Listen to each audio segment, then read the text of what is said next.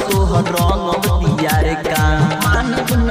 तोहर रंग दिया रे का लाल का पिया रे का लगाई हरिया रे का मानब न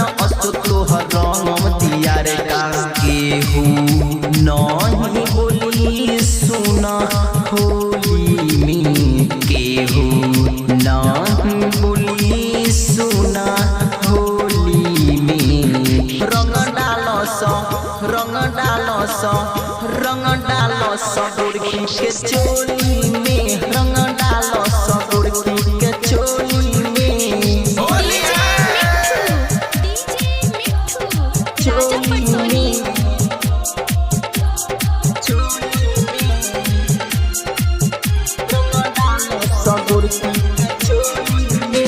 एने ओने भागतारी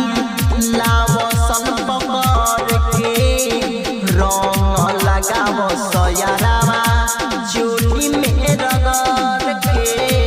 चोली में एने ओने भागतारी लावसन पकड़ के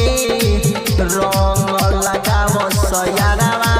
चोली में रगड़ के ज्यादा बोलब तो डाल दी मोरी में ज्यादा बोलब तो डाल दी मोरी में रंग डालो सो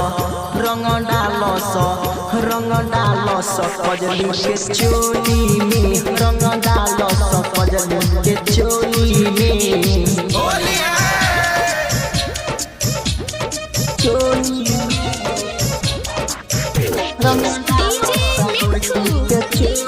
राजा पटसोनी mix by Aditya recording studio तेतरिया परमंस बड़ी आइल होली के बाहर बा रंग दस चोली एकर बड़ी जलीदार बा परमंस बड़ी आइल होली के बाहर बा रंग दस चोली एकर बड़ी जलीदार बा राइटर आलू अर्जुन डाली ढोली में राइटर किसान रंग डाली ढोली में रंग डालो सो पूजवा के चोली में रंग डालो सो पूजवा के चोली में आदित्य रिकॉर्डिंग स्टूडियो तेतरिया।